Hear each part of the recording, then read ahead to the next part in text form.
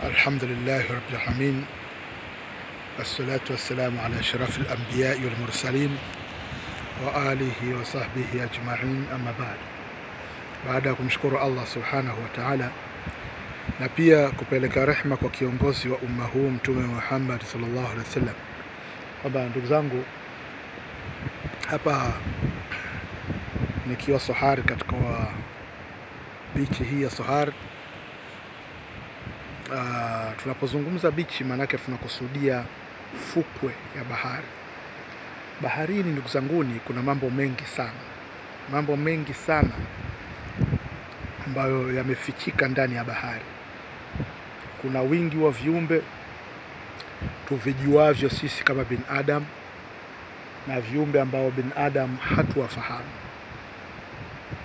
viumbe ambao tunawaona na ambao hatuwaoni lakini wanatuona. Vyote hivi vinapatikana katika bahari.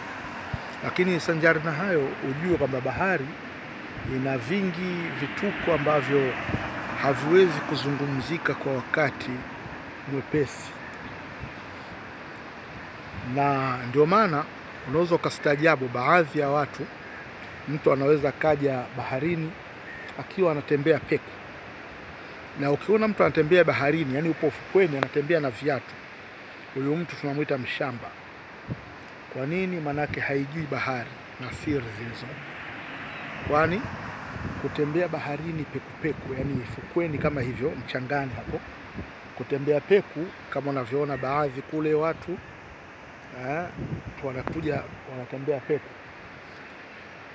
hawa manake wanatibu maradhi ya miguu kwa matatizo kadha wa kadha, iwe maradhi ya ganzi na nini. Kuna vitu vingi ambavyo vinatibika katika mfumo wa miguu. Hata maradhi ya mgongo pia hutibika kwa bahari. Unaweza ukafika baharini ukajielowesha, alafu urudi lala kichalichali katika mchanga wa bahari, basi inakuwa ni tiba nzuri sana kwa maradhi ya mgongo. Ulikuwa huna kwa ukizungumza bahari, bado unazungumza kiumbe chenye vituko sana, sababu bahari yenyewe muda wote ipo kwenye furaha. Bahari haina chuki, bahari imejaa furaha tu na tabasamu. Na ndio maana unapokuwa umesibiwa na maradhi, hasa ikawa labda maradhi ya nuksi au mikosi imekuandama, imekusakama, njoo baharini. Ukishafika baharini, tafuta kitako cha pweza. Sijui kama umewahi kukisikia au ukijua. Tafuta kitako cha pweza, alafu ukishapata kitako cha pweza baharini, nenda baharini mpaka maji ya kiuno. Ukifika pale kwenye maji ya kiuno, ufanya kama kuchutama, ili yale maji yawe yanakufika maeneo ya mabega au chini kidogo ya makwapa. Alafu chukua kile kitako cha pweza, kitumie kama kata ya kuogea. Hivyo vuna nguo zako, una haja ya kuvua nguo. Inshallah fanya hivyo, lakini hiyo itakupendeza kama aidha utatumia jua ama muda wa saa 11 jioni wakati jua linakwenda kuzama, au saa 6 mchana jua la utosi. Japo saa 6 mchana sio nzuri sana, kutokana na wingi wa viumbe kuwa wanatoka wakati wa jua kali wakiwa wanakimbilia kimvulini. Kwa hiyo unaweza kukumbana na viumbe vingine vyenye nguvu zaidi vikakudhuru. Hiyo ni bahari. Utakuwa umeondoa nuksi na majanga, mikosi na mabalaa yako ya kila aina. Haitoshi, bahari unaweza ukaja labda unasumbuliwa wewe, kila ukitibiwa huponi, misukosuko na kadha wa kadha. Tembea pembeni mwa bahari, tafuta bawa la kiumbe anaitwa ruhaho ama ruhaho, sijui utakavyotamka ipi swaha kwako, nategemea.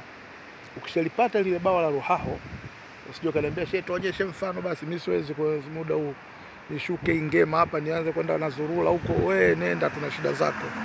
Utalipata tu bawa lake, ukilisugua hivi linatoa unga wake ni mweupe. Sawa. Ukishachukupata ule unga, chukua ule unga, unaweza ukatumia aidha kwa kuoga, unaweza ukajitumia kwa kujifukiza.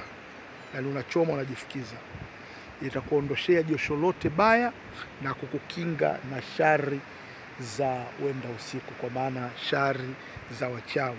Itakuwa ni kinga nzuri sana kwako, lakini itakwenda kulazimu kila baada ya siku kadhaa huo unarudia zoezi hilo, inshallah mpaka utakapokuja kupona na kukaa sawa, mambo yote yatakuwa yamekwenda sawa sawa. Ni bahari na ukumbuke kwamba bahari ina nyakati mbili. Mfano hapa tunasema ni maji kubwa, hapa saizi ni maji yaliyoondoka.